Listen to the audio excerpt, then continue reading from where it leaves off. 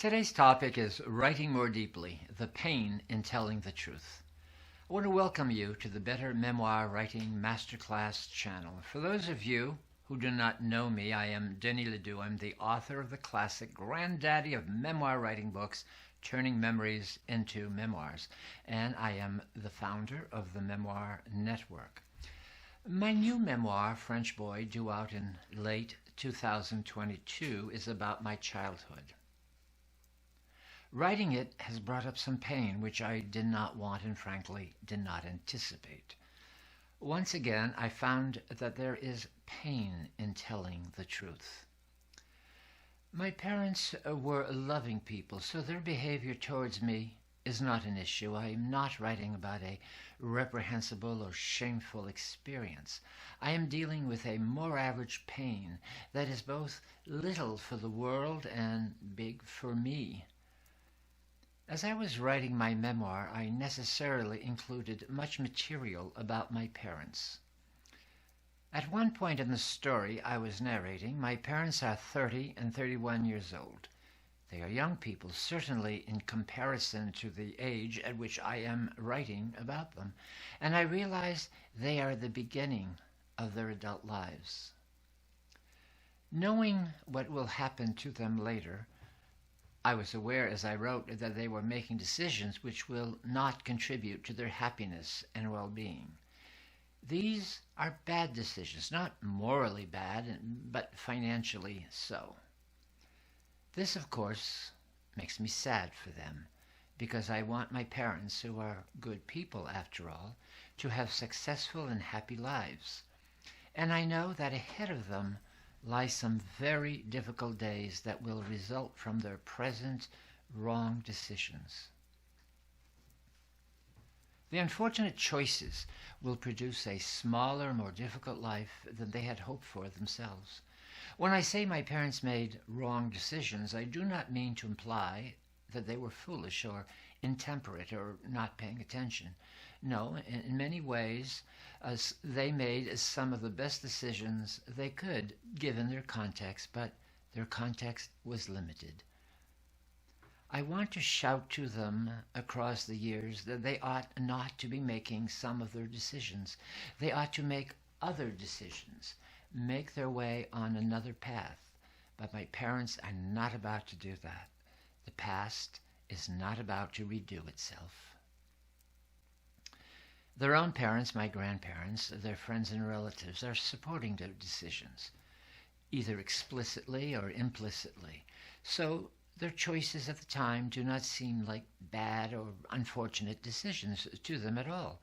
They are young, and they still believe the world will be welcoming to them, or at least not rejecting. This made me sad, and I want to quit writing, but I did not. I am committed to the value of memoir writing. If I omitted the psychological and cultural factors that led my parents to decide as they did, I would have a story that emphasizes they did the best they could. If I chose this easier way through the pain, however, I would have been omitting working on the fundamental aspect of the memoir, that is, to shed some light on the human experience. Don't we all, after all, stand in the darkness that life is, and we seek to cast light around us? We read memoirs, it seems to me, to learn something about what it is to be a person, a human being, and how we might make better choices in our own life's journeys. For a memoir to mentor a reader, it must tell its truth. Resorting to the facile, they did the best they could, did not feel honest to me. It felt evasive. After all, they did the best they could sometimes proves to be not very good at all. It is also sometimes a cop-out a writer indulges in rather than explore the issue at hand, often because the issue is painful. If the writer merely wants to avoid the pain of telling the truth, how does that produce a valuable memoir, one that will mentor its readers? In French Boy, I probe into my parents' lives using the lens of psychology.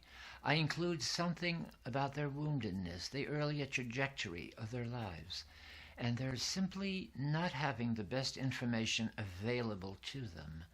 To some extent, this was perhaps due to the lack of education and experience, or perhaps due to a certain romantic inclination, at least on my father's part.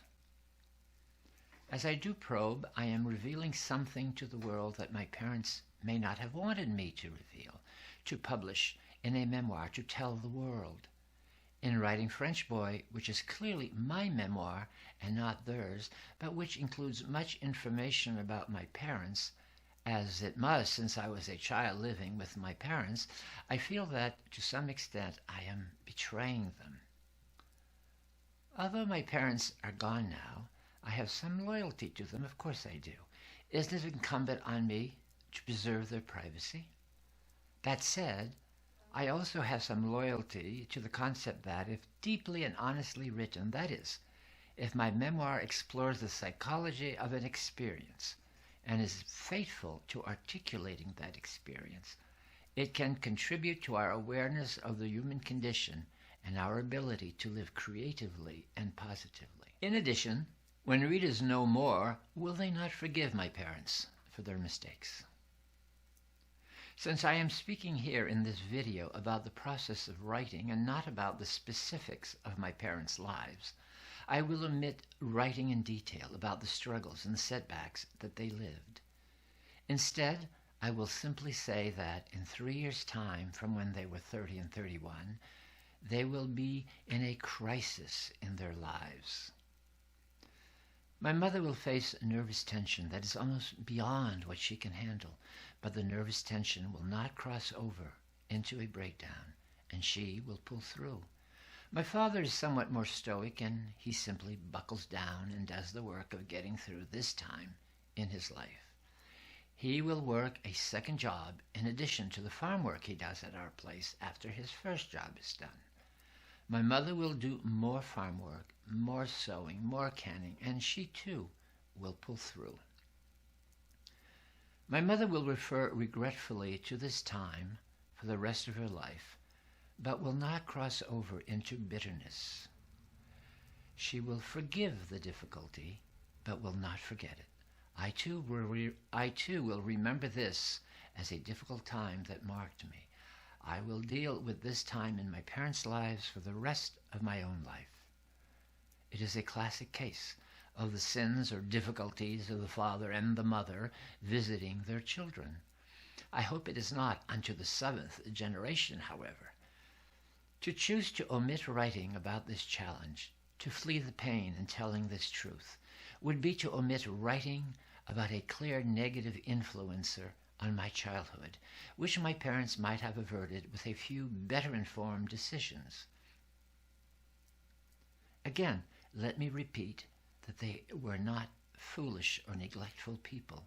They were caught ultimately in circumstances beyond their control, but circumstances that brought them much difficulty.